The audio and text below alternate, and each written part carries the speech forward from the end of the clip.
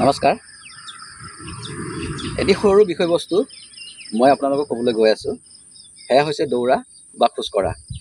দৌৰিলে খোজকাঢ়িলে বহুত বেনিফিট পায় বুলি সকলোৱে জানে, কিন্তু আগতেও মই কৈ গৈছোঁ, দৌৰ সকলোৰে বাবে নহয়।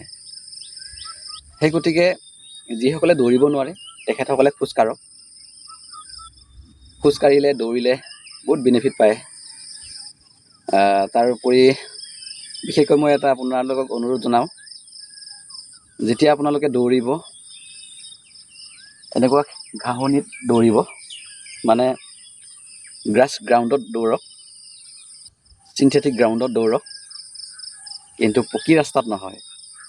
পকী ৰাস্তাটো হৈছে কেৱল গাড়ী চলাৰ বাবে, দৌৰাৰ বাবে নহয়। আপুনি যদি কণ্টিনিউ পকী ৰাস্তাত দৌৰাৰ আৰম্ভ কৰে বা প্ৰেক্টিছ কৰে, দেখিব আপোনাৰ কেইদিনমানৰ পিছত আপুনি লাহেকৈ কিবা ইনজুৰি ফিল কৰিব। কাৰণ কিয়, পকী ৰাস্তাটো যেতিয়া পিচ কৰা যায়, তাতে বাউন্সিং কৰি কৰি মানে আপোনাৰ বহুত ভাইব্ৰেশ্যন দি মানে পিচ কৰে তাতে খোজ কাঢ়িলে আপোনাৰ গোটেই, যিহেতু আমি খোজ কাঢ়িলে গোটেই হোল বডিটোৰ ৱেট এটা ভৰিত ল'বলগীয়া হয়। সেই গতিকে যেতিয়া পকী ৰাস্তাত ইমান হাৰ্ড, তাতে দৌৰিলে আপোনাৰ ভৰিৰ যিটো এই ভৰিৰ দুটা হাড়, এই হাড় দুটাই এনেকুৱা মানে প্ৰেছাৰ পায়, এই প্ৰেছাৰ পাওঁতে পাওঁতে পাওঁতে আজি নহয় কালি নহয়, এনেকৈ কণ্টিনিউ যদি পাই থাকে, বিষৰ আৰম্ভ হ'ব। তেতিয়া এটা ভাল কৰিবলৈ যাওঁতে দুটা বেয়া হ'বলৈ গৈ আছে। সেই গতিকে ৰ'ড প্ৰেক্টিছ একদমবাৰে পাৰিলে এৰি দিয়ক।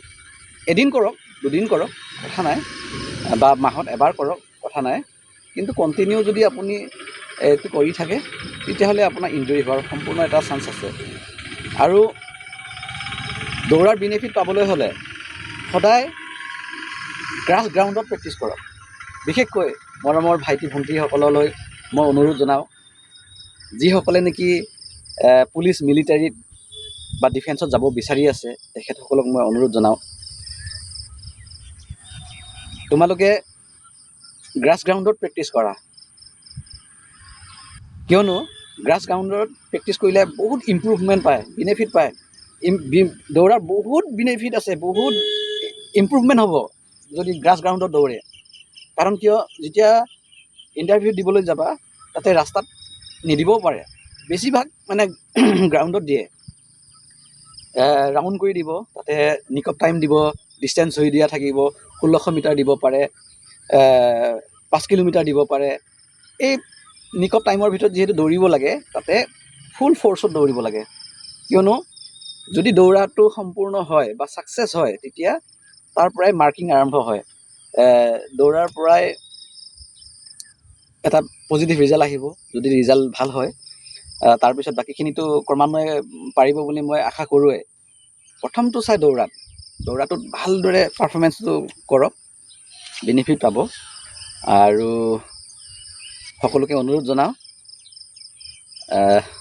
ৰ'ড প্ৰেক্টিছ এভইড কৰক, পাৰিলে চিনথেটিক গ্ৰাউণ্ডত প্ৰেক্টিছ কৰক, বা আটাইতকৈ বেনিফিট হৈছে এনেকুৱা খেলপথাৰত বা গ্ৰাছ গ্ৰাউণ্ডত প্ৰেক্টিছ কৰক,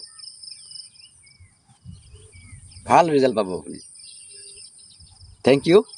সকলোৱে ভালে থাকিব, সুখী থাকিব, হাঁহি থাকিব। ধন্যবাদ।